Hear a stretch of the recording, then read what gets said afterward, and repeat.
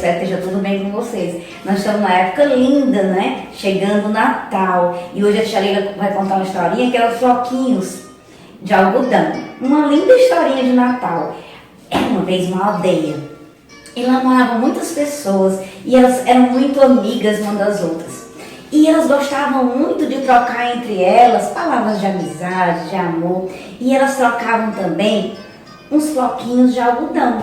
E esses floquinhos de algodão era amizade. Aí um trocava pro outro, um trocava pro outro.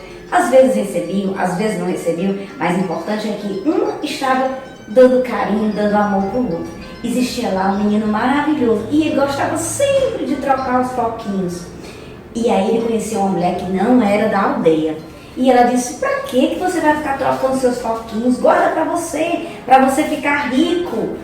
E ele, infelizmente, ouviu aquela mulher e começou a juntar os floquinhos, a não dar mais os floquinhos, a juntar os floquinhos. E lá na cidade começou a acabar os floquinhos. E as pessoas começaram a não trocar mais os floquinhos e começou as inimizades, as indiferenças, o egoísmo. E ele continuou juntando floquinhos, ficou muito rico, cheio de floquinhos. Aí um dia ele começou a ficar muito triste e foi procurar a mulher. Porque ele começou a achar que era por causa disso a cidade não estava mais em harmonia. As pessoas eram mais egoístas. Sabe, ele foi procurar. Será que ele encontrou? Não, ela tinha ido embora. E ele disse assim: eu não vou mais ficar desse jeito. E começou a tomar uma decisão.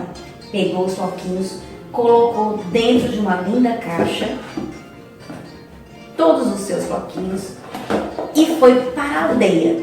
Chegando lá, ele começou a distribuir.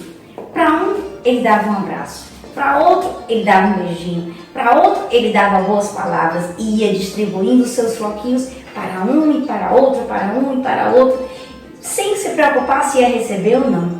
Mas as pessoas começaram a dar para ele também floquinhos de amizade, floquinhos de amor, e começou a gerar no coração dele algo muito importante, que é a gratidão. Nesse Natal, vamos ficar gratos primeiro a Deus por todas as coisas boas. Tchau! Vamos dar muitos floquinhos de amizade. Um beijo!